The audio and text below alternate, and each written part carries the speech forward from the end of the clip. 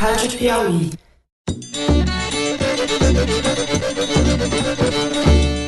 Olá, bem-vindos ao Foro de Teresina. Mas como o presidente Lula não pode estar aqui entre nós, ele mandou uma mensagem para os brasileiros que eu passo a ler. Não pretendo morrer, não cogito renunciar e vou brigar pelo meu registro até o final. Eu sou Fernando de Barros e Silva, diretor de redação da revista Piauí. Quem me acompanha na conversa semanal sobre política brasileira são o editor do site da Piauí, José Roberto Toledo. Fala, Toledo. Opa! E a repórter Malu Gaspar. Oi, Malu. E aí, pessoal? Para muitos, a política, ela é profissão. Para mim, ela é uma missão. E a minha missão hoje é ajudar o meu estado. Toda quinta-feira é dia de foro. A partir das 5 da tarde você encontra a gente no site da Piauí e no seu aplicativo de podcast de preferência. E também no YouTube, mas só em áudio, porque aqui é rádio, a Rádio Piauí. Ninguém quer perseguir quem recebe Bolsa Família. Eu acho que até mais do que manter. Você tem que aumentar o Bolsa Família com o recurso que sai daqueles que vão sair por fraude. Se quiser dar uma espiada na bagunça que a gente faz no estúdio antes de gravar, vai no canal da Piauí no YouTube e se inscreve para não perder nenhum foro privilegiado. Ninguém aqui tem foro privilegiado. O foro privilegiado é um trailer que a gente posta às quartas-feiras, um dia antes do programa entrar no ar. Entra no canal, assina o canal e aperta no sininho, mano. O Foro de Teresina é dividido em 3 blocos e essa semana a gente vai abrir o programa falando da candidatura presidencial de Fernando Haddad pelo PT. No segundo bloco, a gente fala da sucessão no Rio de Janeiro, o estado que é hoje governado ou não governado por Pezão e pelos militares. E por fim, no terceiro bloco, para continuar nos militares, a gente fala do programa de governo de Jair Bolsonaro.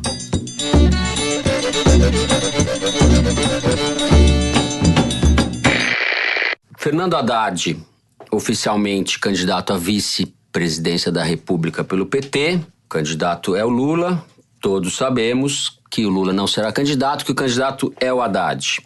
Essa situação de indefinição cria uma série de problemas para ele, Toledo. Ele, por exemplo, para não falar nem dos debates, não poderá ir à entrevista na bancada do Jornal Nacional no fim do mês. Então, um candidato que não é candidato, que tipo de expectativa você acha que essa candidatura pode ter? Você acha que o Lula conseguirá transferir, num prazo tão curto, os votos para o Haddad a ponto de levá-lo para o segundo turno?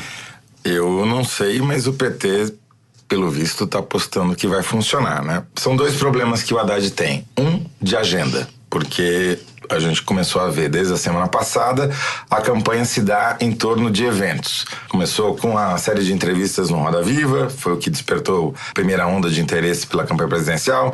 Depois agora vem os debates, começou com o da Band na sexta-feira passada, vai ter o da Rede TV essa semana, depois tem o da Record, da SBT e na última semana o da Globo. Mas entre eles tem também as entrevistas que os candidatos dão para as TVs abertas. O Bolsonaro falou na terça-feira à noite na Record e vai ter outros candidatos falando. E, enfim, a campanha vai ser em torno disso. E o Haddad não vai estar em nada disso até ele se oficializar como candidato. E esse é o grande furo da estratégia do PT, porque o espaço gratuito de propaganda, que é usado via entrevistas e debates, ele não está usando. Agora, tem um segundo aspecto que para mim pessoalmente incomoda mais, que é essa história do Haddad virar uma espécie de boneco de ventríloco do Lula. O Lula botou o Haddad no colo e fica falando através da boca dele. Porque o Lula é isso, o Lula acha aquilo, o Lula diz não sei o que lá. Pra gente que é de São Paulo, que conhece o Haddad como prefeito, fica meio estranho, porque a gente sabe que nem sempre o Haddad concorda com tudo que o Lula pensa. O Haddad é um professor de fundamentação marxista da USP. O Lula é um líder popular, cuja a base ideológica vem da Igreja Católica. Tem muita coisa diferente ali na origem, no pensamento dos dois. Mas o PT está convencido, pelas pesquisas qualitativas que faz no Nordeste, de que esse papel de ventríloco cola. Minha questão em relação a essa estratégia tem muito a ver com isso que você está falando mesmo, Toledo, porque uma coisa é um discurso como o que o Haddad está fazendo na boca do Lula. Quantas vezes a gente já viu, por exemplo, o Lula dizer que as elites estão nos perseguindo, é preciso fazer políticas para reverter o processo de deterioração do Estado, isso aqui. A mesma coisa em relação à autocrítica, que eles não fazem, né? Mas o Haddad tem falado que os erros cometidos pelo PT, o PSDB também cometeu. Quando o Lula fala isso, as pessoas se inflamam por alguma razão, por identificação com Lula, com empatia. Quando o Haddad fala isso, parece que um pouco uma coisa meio blasé, né? Acho que é o tom que ele e postiça, tem. Não né? tem quase o mesmo efeito, né? Assim, eu não sei se no Nordeste os nordestinos vão ter esse elan com o Haddad, o mesmo elan que tinham com Lula. Não me parece ser o caso, né? Então, eu acho que até o Jacques Wagner expressou isso numa entrevista que ele deu essa semana, meio que aflito com essa situação que foi criada de o Haddad não poder participar de todas as coisas, porque nós não vamos ter a vida inteira para expor o Haddad. A impressão que eu tenho agora é que o pessoal do PT está começando a cair na real, né? Porque todo mundo que tem candidatura regional nos estados e tal precisa de um palanque, pelo menos para subir. Se o seu palanque tiver ruim, fraco, sem popularidade, você também perde, né? De repente, parece que o pessoal está começando a ficar aflito com a possibilidade de ter um candidato muito fraco. E no Nordeste tem o Ciro, né? Sim. O Ciro tem força no Nordeste, então isso pode machucar as candidaturas. Não está né? claro ainda, parecia que o Lula havia estrangulado o Ciro num determinado momento. É possível que isso aconteça, mas não está claro ainda se vai sair um dos dois candidatos do campo da esquerda. A gente pode ter um cenário, todas as combinações nesse momento, há 50 dias da eleição, nós estamos gravando o programa no dia 15, último dia de registro das candidaturas, não é isso, Toledo? Sim. E o programa está indo para o dia 16. Nesse momento, a percepção que se tem é que dificilmente o Jair Bolsonaro não vai para o segundo turno. A gente não sabe. Né? Mas todo mundo fala, essa percepção é maior hoje do que era um mês atrás, certo? E todas as combinações são possíveis, até uma combinação Alckmin contra Bolsonaro, ou seja, não ter um candidato do campo da esquerda, ou seja lá como as pessoas queiram chamar, na disputa pelo segundo turno. Então, a estratégia do PT e do Lula pode estar sendo, na verdade, organizando um grande funeral da esquerda em torno dele, que é o líder mais popular do país, sem dúvida nenhuma, mas ele armou o jogo de tal maneira, diante das circunstâncias que foram impostas a ele e ao PT, que pode inviabilizar tanto o Ciro quanto o próprio PT. Primeiro que não dá pra falar, essa altura do campeonato, não dá mais pra falar em PT. O PT voltou a ser o que era antes de 2002. Uma confederação de grupos com interesses e objetivos diferentes. Tem gente olhando pra eleição de governador, os governadores, obviamente, e suas máquinas estaduais e regionais, priorizando em relação à eleição federal. Tem gente olhando o resultado desta eleição. E tem gente olhando para 2022.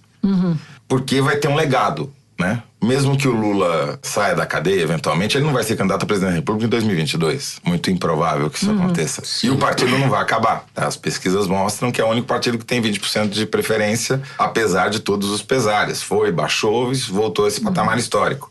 De quem vai ser esse legado? Quem vai ficar com a máquina? Quem vai manter a marca PT? Essa é a briga que está se dando em torno da candidatura do Haddad, por isso que o Lula foi lá e deu uma descompostura na Gleisi, mandou ela abaixar a bola. Ela disse que ele estava em estágio probatório, né? Isso, a gente essa resposta... Muito deselegante, como diria Sandra Nemberg. A pergunta é ótima, a resposta não existe ainda. E se o Haddad passa para o segundo turno, muda completamente o quadro. Agora, se muda o Haddad, a estratégia. Muda a estratégia. Agora, só uma observação. Cada vez mais gente está falando em uma possível segundo turno direita contra direita, né? Sim. Valdemar da Costa Neto está dando declarações desse tipo, que não é uma pessoa, digamos, inexperiente em eleições, deve estar sabendo o que está vendo ali.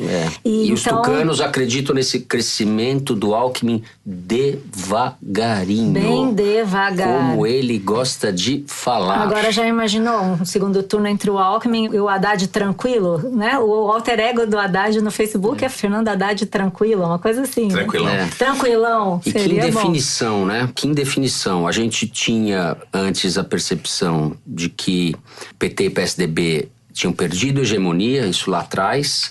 Depois, no segundo momento, agora, recentemente, nas últimas semanas, falou muito que, apesar de tudo, a roda girou para acabar numa disputa provável entre PT e PSDB. E hoje a gente tem a percepção de que PT e PSDB disputam com o Ciro ainda quem vai conseguir chegar no segundo turno contra o Bolsonaro. De um lado, a esquerda... Afunilou. Pelo menos 3 ou 4 no máximo. A gente nem falou da Marina de novo, aliás. Coitada Marina, gente. Não, se a Marina for eleita, eu vou prestar vestibular para engenharia.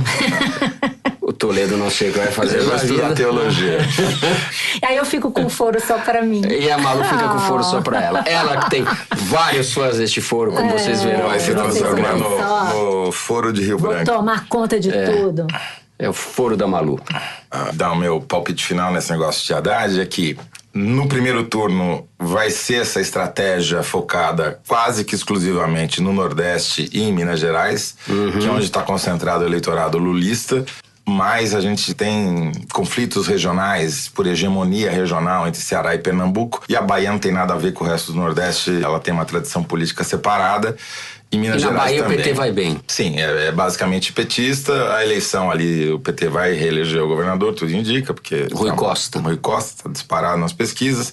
O ACM Neto não quis nem sair candidato por conta disso, enfim. Então, o quadro vai ser um quadro de divisão regional, e no primeiro turno o discurso do Haddad vai ser esse de boneco de ventríloco do Lula mesmo. E tudo depende de transferir, de conseguir... Tudo na expectativa de conseguir fazer essa transfusão. De Lula para Haddad. Exatamente. Aliás, é bom lembrar que a Rosa Weber assumiu no lugar do Fux, e poderia chamar Rosa Fux, porque ela já assumiu falando exatamente a mesma coisa que o Fux, dizendo que o TSE é soberano para decidir sobre candidaturas e sobre lei do ficha limpa, não precisa ir ao Supremo. Ou seja, a chicana petista parece que não vai demorar muito para ser deschicanada. O ventríloco do Lula, como disse o Toledo, no entanto, tá se mexendo, né, Malu? Ele tá tentando se viabilizar como candidato. Ele mudou um a boneco rotina. articulado? Boneco articulado, com controle remoto. Com vida. Não sei se tem pilha Duracell. Bom, é meio, acho que é um pouco isso que o Toledo tava dizendo. Todo mundo sabe que essa eleição vai ter um legado. Então o Haddad deve ter se tocado que, mesmo que ele não ganhe a eleição, ou que ele seja visto como um candidato pouco competitivo, ele precisa demonstrar, entrar em campo, né? Jogar, né? Então, o que ele está fazendo é viajar para o Nordeste, marcou uma série de viagens para o Nordeste, passou a dedicar os finais de semana, que antes eram dedicados à família, ele passou a dedicar à política, está conversando com as pessoas mais do que nunca, e embora ainda haja gente que fala, dentro do próprio PT, que ele é arrogante, que ele não ouve, que ele é meio distante, aparentemente ele está começando a reduzir essa impressão. Não sei se vai ser suficiente para ele conquistar o partido, né? A gente tem aí figuras como Jacques Wagner, que era o preferido do Lula, que vai muito...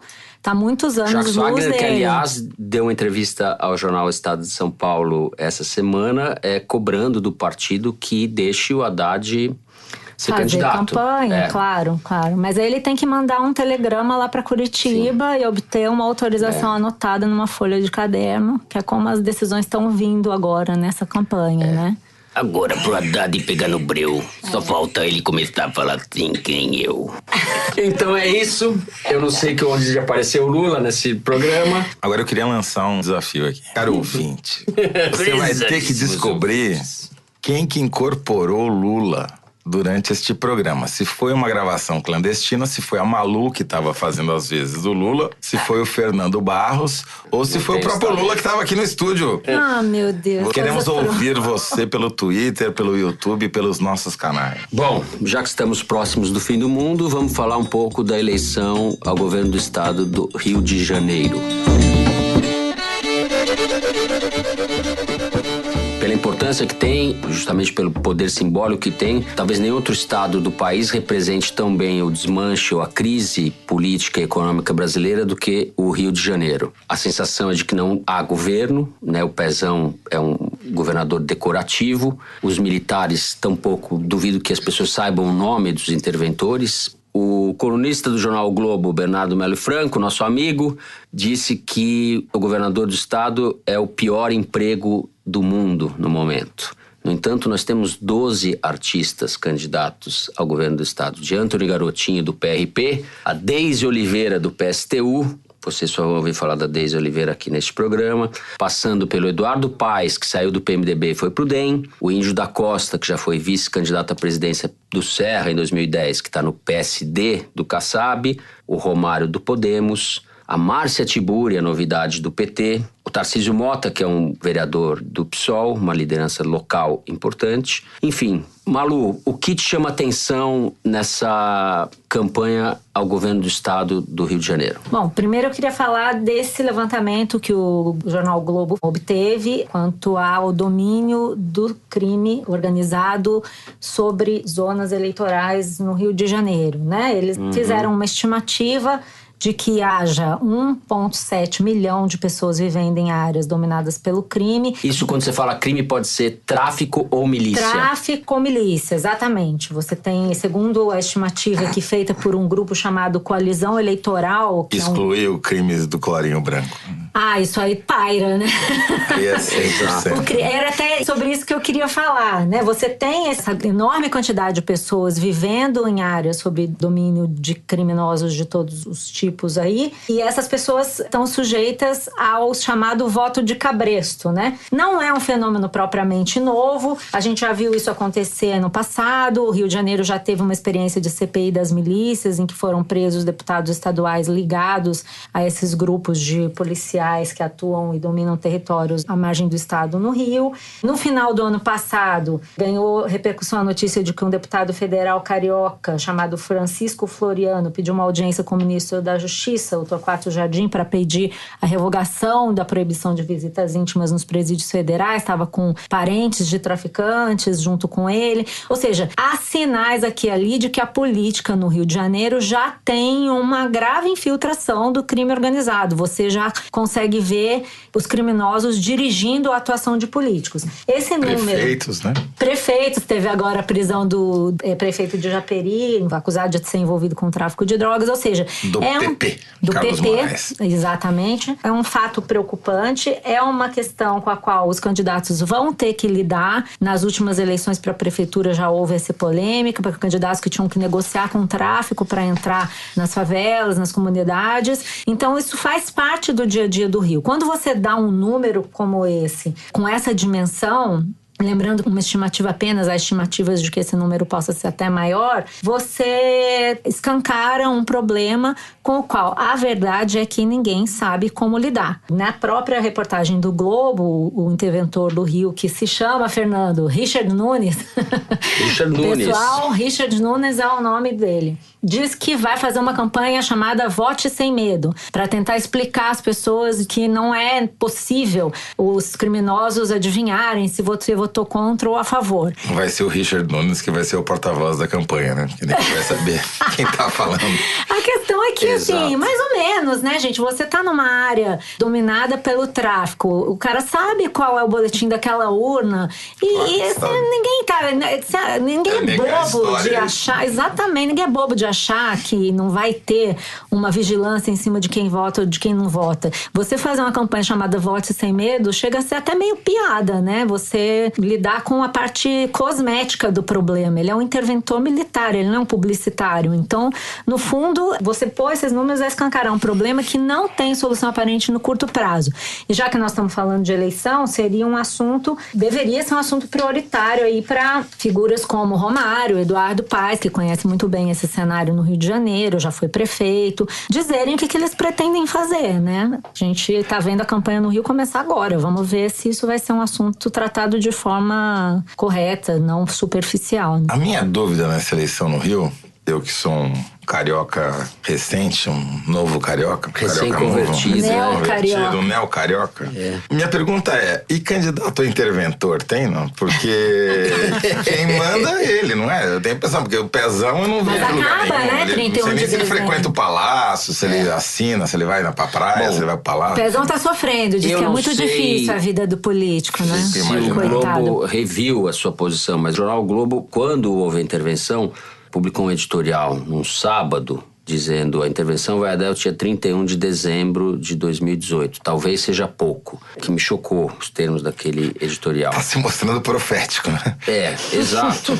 Bom, um dos candidatos mais fortes que está disputando com o Romário do Podemos a liderança é o Eduardo Paes, hoje no DEM, que é um sobrevivente. É até da irônico, Lava Jato, né? É até da Lava Jato, do PMDB. Por hora, até agora. É até irônico que o Eduardo Paes, Malu, que você conhece bem, já fez um perfil dele para a revista, e realmente ele é o tipo que tira a meia sem tirar o sapato, né? Exatamente. Ele consegue... Vai ter que tirar as duas meias, manter o Vai. sapato e fingir que não sofreu nada, né? Assim, totalmente sem se mover, Não sem tem mover, nada a ver sem com o piscar. Sérgio Cabral, nada a ver com o Pezão, nada a ver com esses caras todos. Dá pra saber mais ou menos o que ele vai dizer por uma mensagem que ele enviou para os apoiadores dele numa lista de WhatsApp, que nesse período ele refletiu, trabalhou, sentiu muita falta da prefeitura e sentiu a dor forte de ver gente que eu imaginava acreditar em um projeto de transformação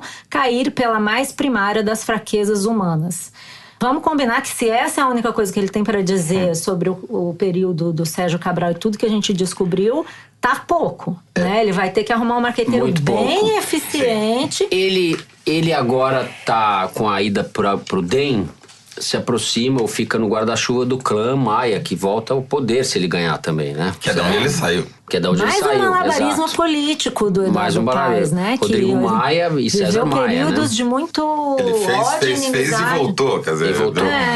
A primeira pesquisa que vai, talvez, dar o start, né, o início para essa campanha, do ponto de vista de quem tá na frente e quem não tá, vai sair segunda-feira a pesquisa do Ibope, contratada pela Rede Globo. Deve sair no jornal local antes do Jornal Nacional. Junto vão sair para São Paulo, Minas Gerais, Distrito Federal e Pernambuco. E também vai sair no Jornal Nacional a primeira pesquisa Ibope Rede Globo para a presidência da República também nessa segunda-feira. Aí vai ser meio que a posição dos candidatos no grid de largada. E me parece que essa disputa aí, eu acho que o Paes, eu concordo com você, Fernando, ele não vai sair na frente, porque as outras pesquisas mostravam o Romário em primeiro lugar. Mas o Romário tem uma estrutura partidária bem mais frágil do que a do Paes, e a gente sabe que nessa eleição especialmente a máquina vai contar muito. Tempo de TV, né? Exatamente. Então, a questão aí vai ser a exposição.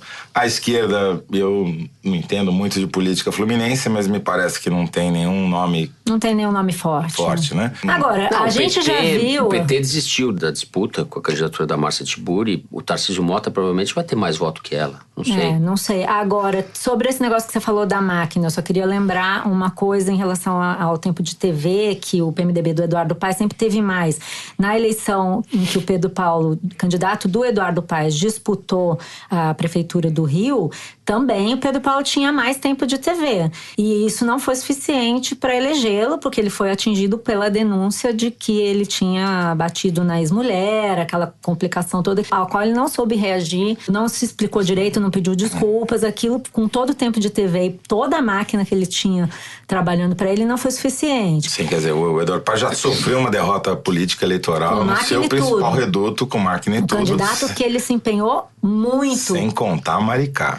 Sem contar Maricá. Agora, eu falei em Maricá, mas acho que nem todo mundo tem obrigação de saber, né? O Eduardo Paes foi pego num grampo conversando com o Lula, e a frase que ele dizia nessa conversa com o Lula é: todo mundo que fala aqui no Rio, eu falo o seguinte: imagina se fosse aqui no Rio, esse sítio dele não é em Petrópolis, não é em Itaipava, é como se fosse em Maricá. É uma merda de lugar, pô. Aqui eu pariu. É um cafona, que o senhor não perdeu essa sua alma de pobre. Isso que é a maior desgraça que eu tô vendo nesse processo todo. Então, A finesse que ele caracteriza. Isso revela bem o espírito do político, quando ele acha que ninguém tá ouvindo a não ser o interlocutor, né? E por conta disso, você tá tendo um fenômeno que o vice do Romário é de Maricá. Maricá virou um enclave nas eleições, É o né? deputado federal Marcelo Delaroli, e ele está propondo o voto bolsonário, que é o voto Bolsonaro para presidente e Romário para governador. Embora o partido do Romário tenha candidato a presidente, que é o Álvaro Dias, né? Romário é pródigo nessas coisas. O Álvaro né? Dias, mais conhecido depois do debate da Band como o posto Ipiranga do Moro, né? Ele falou mais Moro do que qualquer outra coisa lá naquele debate.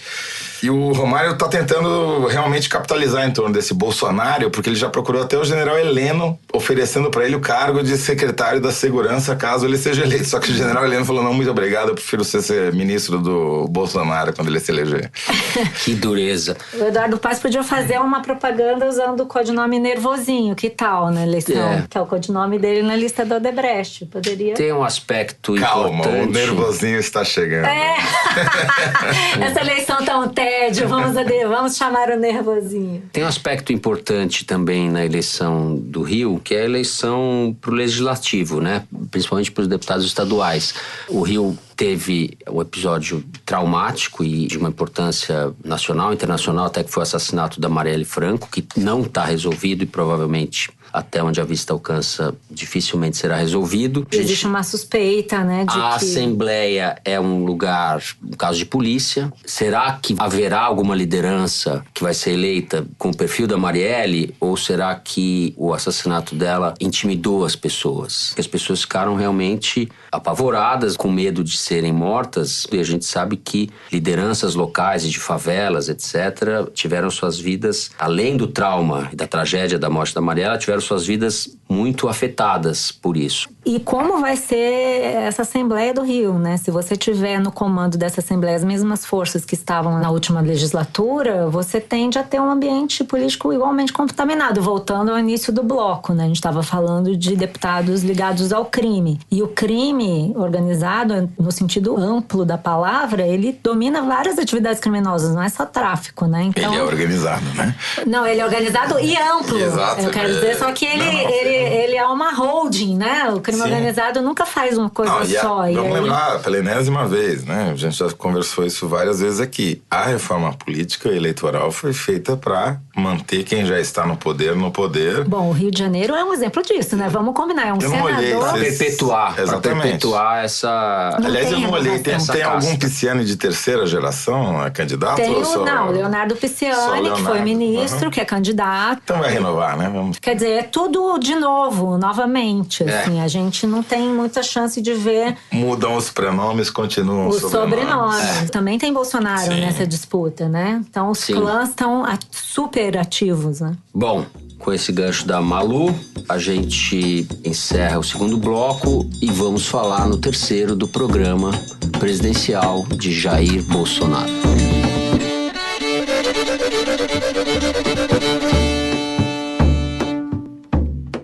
Nos últimos 30 anos, o marxismo cultural e suas derivações, como o gramscismo, se uniu às oligarquias corruptas para minar os valores da nação e da família brasileira. Sabe o que quer dizer isso, né? Folha de São Paulo casou com Globo Lixo. Após 30 anos em que a esquerda corrompeu a democracia e estagnou a economia, faremos uma aliança da ordem com o progresso. Ministério de Paulo Guedes. Enfrentaremos o viés totalitário do Foro de São Paulo, que desde 1990 tem enfraquecido nossas instituições democráticas. Mais de 1 milhão de brasileiros foram assassinados desde a primeira reunião do Foro de São Paulo. Todas essas frases são citações do programa de governo de Jair Bolsonaro, que mistura alhos com bugalhos e faz uma coisa altamente paranoica mesmo. Poxa, me preparei para fazer uma análise séria e você já saiu. Ficou difícil. Citei até Gramsci, em homenagem ao Felipe, que gosta das nossas citações. Intelectuais.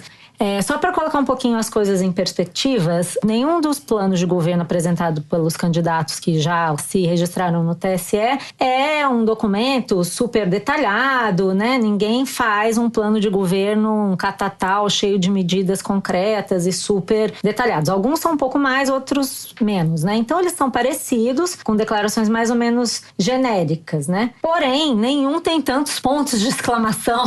Nem o do Cabo Daciolo tem tantos pontos de exclamação como o programa de governo apresentado pelo Bolsonaro, que mais parece, na verdade, nesses trechos referentes à saúde, educação, segurança pública, valores, como eles falam, mais parece um panfleto, né? Ao invés de parecer um programa de governo com uma lista concreta. Eu vou precisar te interromper. Desculpa. Pelo seguinte, você tem razão. Em número absoluto de pontos de exclamações, o Bolsonaro é imbatível. Isso. Mas aí eu fiz a conta. O que é isso? No programa de governo? Programa de governo. Programa Daí eu de fiz governo. a conta pelo número de pontos de exclamação por 1000 caracteres de cada plano de governo. Mas vai gostar de número assim lá longe, cara. É o único jeito que eu sei. É o único jeito que eu sei pensar. O Toledo é imbatível. Toledo, você tem a calculadora HP na cabeça. Não, é um Excel mesmo. Bom, nessa conta, ou seja, número de pontos de exclamações por 1000 caracteres impressos no programa de governo, o Daciolo ganha do Bolsonaro. Ou seja, é porque tem poucas a concentração das exclamações do Daciolo é maior do que a do Bolsonaro. Agora, o Bolsonaro realmente, em quantidade, número líder absoluto, ele é imbatível. Alô, ouvinte, eu errei. O idiota aqui confundiu Cabo Daciolo com Vera Lúcia. A candidata do PSTU foi a que teve o maior número de pontos de exclamação por 1000 caracteres. Então, apaga Daciolo, põe Vera Lúcia no lugar. É isso aí.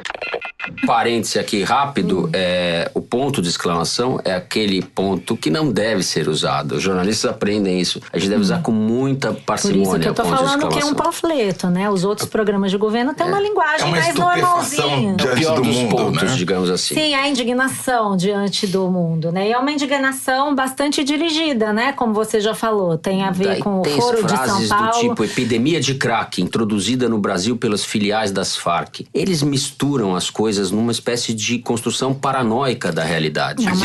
Paranoica no sentido clínico mesmo. Aquilo que o Foro de Teresina considera uma ironia pelo seu próprio nome, eles levam a sério. Né? Eu senti falta de um termo nesse programa. Ursal. Ursal, não só faltou falar ursal, do Ursal. Eu procurei, não Agora, achei. Tentando falar um pouco sério disso, não é tarefa muito fácil. O que conta a favor do Bolsonaro nesse momento, no desempenho dele nos debates, na entrevista que ele deu à Globo News, é que ele acredita no que ele fala. Ele pensa de fato essas coisas que estão escritas. Isso pode ter algum truque aqui, alguma coisa marqueteira, etc., mas o Bolsonaro transmite às pessoas que optaram por ele até agora uma franqueza. No momento de descrédito dos políticos e das instituições, etc., isso está pegando no eleitorado. Eu ia dizer o contrário. Ele é franco. Eu concordo que ele é franco em algumas coisas, mas tem outras coisas que a impressão que eu tive é que ele não leu o próprio programa. Porque, por exemplo, tá escrito ali que ele fala em renda mínima para todo mundo.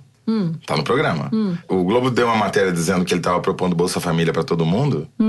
E ele falou, tá vendo? Fake news. Ele não leu. É porque é diferente, né? Bolsa Família da renda mínima, sim, né? A renda mínima é universal, é pra todo mundo e não tem contrapartida. Ele não deveria dizer que é fake news, ele deveria dizer, eu quero mais do que isso, né? Acho que ele se atrapalhou aí na hora de responder. Eu acho que ele ficou surpreso. Se surpreendeu com o próprio programa. Exatamente. Ixi, então deve ter mais surpresas aí, né? Tem várias. Bom, tem várias Maria coisas. Lúcia, fale, você que ia falar de maneira séria a respeito deste documento. Bom, a gente não sabe até que ponto esse documento vai fazer alguma diferença sobre a candidatura dele, mas a gente tem visto o Bolsonaro procurar ganhar mais respeitabilidade entre empresários, formadores de opinião. Mesmo no debate da Band, quem assistiu pôde ver que ele estava bem calminho, a ponto de os apoiadores dele fazerem uma piada nos bastidores que deram um Rivotril para ele ficar calmo. Então, em tese, ele está buscando uma posição de mais seriedade, né? Uma coisa mais ponderada. Não destempero, né? Muito ponto de exclamação para quem quer ser ponderado, como ele tá tentando parecer, né? Desculpa, mais um parênteses. Durante o debate da Band, de fato, ele tava super pausado, não elevou a voz Você que esteve lá, né, Toledo? Porém, infelizmente, essa voz maravilhosa que vocês estão ouvindo hoje se deve ao debate da Band, que eu fiquei gripado naquela noite, tava muito frio em São Paulo. E eu pude observar o Bolsonaro fora das câmeras, porque eu tava no estúdio. E ele se traiu algumas vezes, porque o Fernando Rodrigues, do Poder 360, contou pra gente que numa entrevista, o Bolsonaro falou pra eles que quando ele fica nervoso, ele faz um movimento que, segundo ele aprendeu na yoga, que é o de botar... Bolsonaro faz yoga? Isso é uma revelação? Esse movimento, Ele põe a mão sobre... Quando ele fica nervoso, ele quer xingar, bater alguém, ele põe a mão sobre o nariz e leva pra baixo, assim como se ele estivesse expirando, né? E ele fazia isso todo intervalo quando o Magno Malta ia dar instruções pra ele.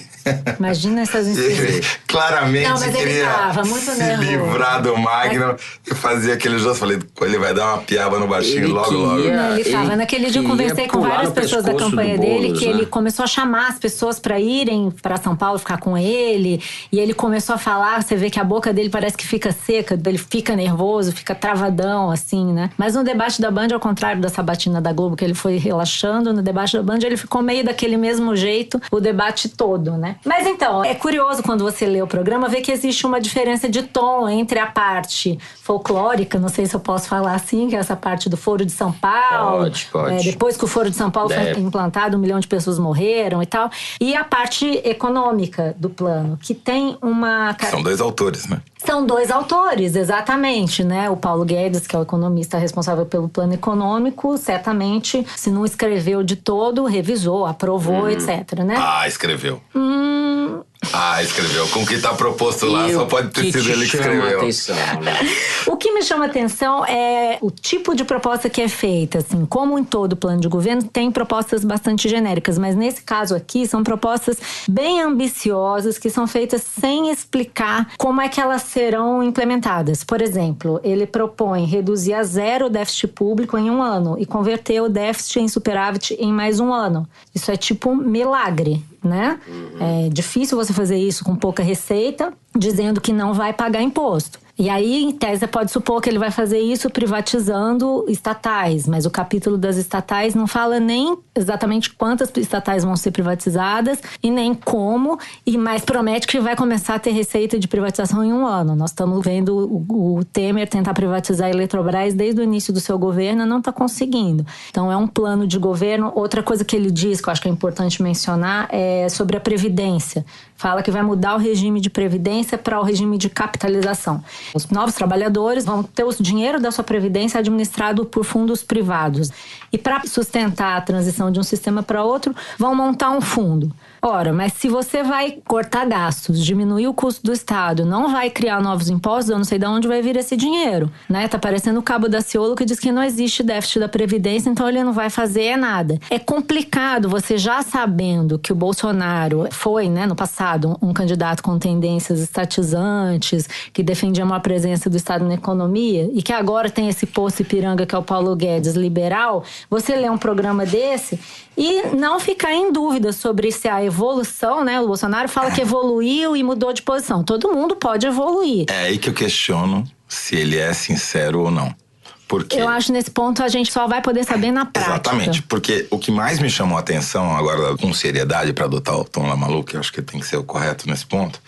O que mais me chamou a atenção de tudo que está escrito no programa do Bolsonaro foi a criação de um super ministério, que na verdade é um cargo de primeiro-ministro, porque ele junta Ministério da Fazenda, Ministério do Planejamento, Ministério do Comércio Exterior, Desenvolvimento e Secretaria das Privatizações. Sim, né? Praticamente é o cargo de primeiro-ministro, para ser preenchido por quem? Tudo que importa no governo vai ser definido por esse ministério, exatamente. Paulo Guedes, só tem nome, tá certo? Quer dizer, não é um posto Ipiranga, não é piada. É sério, isso daqui não é uma... Não vou nem chamar de privatização da política econômica do setor público. É um sequestro. Como assim sequestro? Sequestro, uma tentativa de dizer, não, quem vai mandar nisso daqui é o mercado através do Dr. Paulo Guedes e não precisem se preocupar, porque o Bolsonaro é apenas a rainha da Inglaterra. Você está dizendo então o sequestro do Bolsonaro? É o sequestro... O Bolsonaro foi sequestrado, através do Bolsonaro, sequestro da política econômica do governo. Isso já aconteceu. Mas ele vai ser o presidente, como assim um sequestro? Não, é um sequestro porque não vai ser ele que vai exercer. Ah, tá. Então é isso. O cara que vai exercer não foi eleito. Entendi. O Paulo Guedes não recebeu um voto. Ele não é candidato a nada. Lógico. Tá certo? Então é um sequestro. Entendi o que você tá falando. E é uma tentativa burra, porque já não deu certo antes. É uma ideia de que a democracia não funciona, que as pessoas precisam ser tuteladas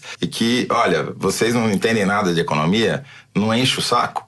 Nós é que sabemos que temos que ser feito e vamos fazer isso daqui. Não, mas aí ele tá apresentando a proposta dele, né? A gente pode discordar se a gente quiser, né? O que tá de dúbio aí é se quem acredita em quê? Se é o candidato ou se é o... Os pressupostos são muito toscos, né? Se você pensar, ele fala em 30 anos sempre, né? Quando ele faz a crítica da esquerda cultural e do Foro de São Paulo, ele inclui o governo Fernando Henrique e o governo Lula no mesmo saco. No mesmo balaio, exatamente. É tudo uma coisa de esquerda, ou seja, é uma compreensão muito equivocada da realidade, assim, é uma coisa muito tosca, muito primária. Mas também é calculado. Calculado, a impressão que eu tenho é que ele vai ficar brincando de tiro ao alvo, vai ficar matando preto em favela, brincar de tiro ao alvo, enquanto o outro cuida da economia. Já caricatura por caricatura. Que é uma coisa que não funciona. O governo Temer já demonstrou isso e outros governos já demonstraram. Quando você privatiza para o mercado o setor econômico, a política econômica, a economia se desvencilha, se divorcia da economia e o cara vira o presidente mais impopular. E daí ele acaba mudando as suas posições e mandando embora o primeiro-ministro e voltando às suas convicções anteriores. Porque é assim que as coisas funcionam. Essa tentativa de dizer que a política é uma coisa, a economia é outra, uma coisa é técnica, outra coisa é democrática, não funciona. É uma ideia estúpida que vai acontecer. Corre o risco de acontecer de novo. Mas eu acho que as pessoas estão querendo votar, os empresários, pelo menos com quem o Bolsonaro está conversando, estão querendo votar nesse programa liberal de privatização. Não acho que necessariamente não funciona, só que não está clara a mensagem, né? Se todo mundo votar que tem que privatizar, vai privatizar, ué. Eles vão dizer que estava no programa, mas isso daqui não vai estar na campanha. Eles não vão ficar fazendo campanha em torno de privatização. Ele vai ter que falar. Bom, só se os outros candidatos não questionarem sobre isso, porque na sabatina da Globo News ele admitiu até a possibilidade de privatizar a Petrobras. Sim, mas até me deixou um pouco espantada, dele, né? Porque não é um discurso que ele adotava antes, né? Ele chegou a admitir isso. Pela qual ele admitiu foi muito esquisita também. Esquisita não, leviana. Ele falou, se não arrumar, eu vou lá e privatizo. Se não arrumar o preço dos combustíveis, eu vou lá e privatizo. Se não resolver o problema do preço dos combustíveis, trivial, eu privatizo a Petrobras. Ele dá sinais de que ele não tem a menor ideia ele desconhece. do que ele vai fazer. O assunto. Não tem a menor ideia de como funciona um Estado, a burocracia. E vai ter contradições internas no governo, na base. Não é assim. Um governo se fosse eventual simples, né, Toledo, Bolsonaro, privatizar todas as estatais, talvez outros presidentes tivessem feito isso. Exato. Garantia não há como dar certo. Então, só é uma garantia de que o Brasil vai entrar numa crise que, olha, torço para estar errado, que essa que vivemos hoje vai ser fichinha. Mas olha só, também os outros programas de governo, só para relativizar aqui, tem promessas que não são cumpríveis, tá? Assim, Ciro Gomes com o seu SPC, até agora a gente não entendeu como é que ele vai fazer para tirar as pessoas... já recuou um pouco, inclusive, do né? SPC. O Ciro Gomes também propõe reforçar o conteúdo nacional para a indústria brasileira, que também é outra coisa que a gente já viu que não funcionou. Então, todo programa de governo tem um nível de propostas utópicas, né? O Daciolo fala que vai asfaltar 100% das rodovias do Brasil. Todas elas. Quer dizer, cada um com a sua viagem na maionese. O problema no programa do Bolsonaro é que ele está tentando passar uma imagem e o seu programa não ajuda em nada. Ele mais confunde do que esclarece e cria novas dúvidas e passa a impressão de amadorismo mesmo, né? Quando você tem um programa cheio de exclamações, baseado em premissas um pouco folclóricas, meio nonsense, esse negócio de que depois que o Foro de São Paulo foi criado, assassinaram 1 milhão de pessoas. É delirante mesmo, é delirante. Quer dizer que o Foro de São Paulo foi criado para assassinar pessoas? Você pode ser contra o Foro de São Paulo, mas esse tipo de afirmação atrapalha o candidato. Porque eles dizem coincidentemente. Ou seja, pelo menos eles respeitam a premissa de que correlação não implica causalidade. Tem uma outra que fala assim, exemplo de mudança ideológica, combater o estupro de mulheres e crianças. Quer dizer que antes, então, ninguém nunca combateu o estupro de mulheres e crianças? São afirmações que atrapalham, né? Fazem o candidato parecer muito mais amador do que ele gostaria de parecer, né? Sim, documento que se chama O Caminho da Prosperidade, que tem um eco neopentecostal aí, né? Eu li com outros olhos, Fernando. Ele me lembrou o Caminho Suave, que era a cartilha de alfabetização que eu usei quando eu estava no pré-primário. Você é uma boa alma, Toledo, você é uma boa alma. Bom, nós encerramos esse terceiro bloco e vamos para o nosso momento Kinder Ovo. Antes do Felipe soltar o clipe surpresa do Kinder Ovo, eu vou puxar a capivara aqui, levantada pelo nosso ouvinte Gabriel Barreira no Twitter. E o Gabriel Barreira diz o seguinte: quando vocês vão pedir a CPI do Kinder Ovo? Claramente a Manu Gaspar tem obtido informações privilegiadas. Pô, não é possível. A voz do povo. Que isso? Eu tenho um arquivo. Só ela sabe. Só ela sabe. Tem um Excel dos números das candidaturas, eu tenho arquivos em áudio de Gabriel, todos os isso é desrespeito nosso, viu? Porque a gente só ela acerta. Será acolhida a sua CPI do Kinder Ovo, Gabriel? Meus dados estão abertos, eu sou transparente, todos podem me investigar. Felipe, solta o nosso Kinder Ovo aí. Já foi o bastante pra você entender que o futuro seria bem grande, só eu e você. Dalva de Oliveira. Quando a lembrança com você. Ciro Gomes e suas apoiadoras na van do debate. Você não me pega, eu falo de saudades, você chorar. Vai lembrar que um dia existiu alguém que só carinhos pediu. Ainda bem que não é qual é a música de verdade, né? Senão fez questão de negar, fez questão de não dar. É a resposta. É a resposta. Vai lá, Malu, vai lá, fala. Malu, a gente deixa essa... Já sei, é o Ciro. Acho que é a namorada dele A que tava Cátia com ele na Abreu, van. Maria Lúcia. Tinha uma moça também, além da Cátia Abreu. E eu acertei dessa vez, ó. A Paulinha, nossa diretora, me diz aqui: Cátia Abreu e Ciro Gomes cantando a música Ouça, da Maísa. Eles estavam na van, a caminho do debate na Rede Bandeirantes na semana passada. Coisa mais linda, o Brasil Seresteiro, de Cátia Abreu e Ciro Gomes. Romântico. Ainda bem que o Ciro é candidato à presidência da República e não a cantor.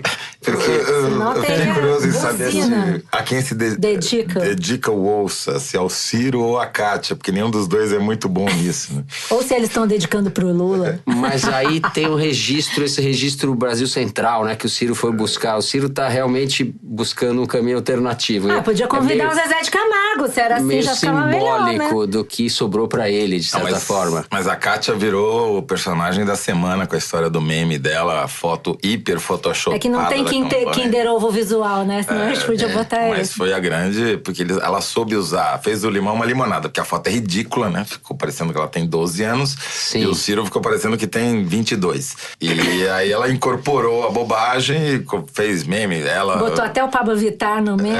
Ficou ótimo. No fim, ela ganhou o voto com isso. Não. Kátia é bem-humorada. Bom, além do tweet do Gabriel Barreira, mais gente tem mandado mensagens pelo Twitter, pelo Facebook, pelo Instagram e também pelo quase anacrônico e-mail forodeteresina@revistapiauí.com.br. Olha só essa mensagem que chegou do Lucas Evangelistas, Toledo. Escuto o Foro de Teresina, veja só, em Teresina. Era o tempo certinho para eu fazer a minha corrida de 5 quilômetros, mas o condicionamento físico tem melhorado e tenho que ouvir depois de fechar os 10 quilômetros. Lucas, olha, você pode ouvir para fechar os seus 10 quilômetros, que logo vão se transformar em 15. Você pode ouvir o Maria Vai com as Outras, que é o programa sobre mulheres e mercado de trabalho, apresentado pela Branca Viana, a cada 15 dias, às segundas-feiras. Nessa última segunda foi ao ar um episódio bem legal sobre mulheres em profissões predominantemente masculinas. Tem aqui uma mensagem do Jorge Neto, nosso ouvinte. Diz que ouve o programa na sexta-feira já perto de dormir. E fecha com chave de ouro perguntando: Malu, casa comigo? A Malu é uma donzela casada, Jorge Neto. Donzela é por sua conta. Ô, Jorge, amei essa mensagem. Ganhei meu dia e a minha semana. Mas eu já sou comprometida, querido. Já é comprometida, Jorge. É pena. Neto. Jorge, você não Continue viu? ouvindo a Malu. Você não viu o que o marido da Malu te respondeu? A gente não vai botar aqui no ar por uma questão de educação. Bom, o Foro de Teresina dessa semana vai ficando por aqui. Você tem esse encontro marcado com a gente toda quinta-feira, a partir das 5 da tarde, no site da Piauí e no seu tocador de podcast de preferência, ou no YouTube, só em áudio. O Foro de Teresina tem direção da Paula Scarpim, produção da Luísa Miguez, do Luigi Maza e da Mari Faria. Nós gravamos no estúdio da Rádio Batuta, no Instituto Moreira Salles. A edição é do Felipe de Castro e a finalização e mixagem do João Jabassi. Nossa música tema é composta e executada pelos piauienses Vânia Salles e Beto Boreno. Eu sou Fernando de Barros e Silva. Os meus companheiros de conversa aqui são a Malu Gaspar. Tchau, pessoal. Até a próxima. E o José Roberto de Toledo. Tchau. Até a semana que vem. Muito obrigado pela audiência.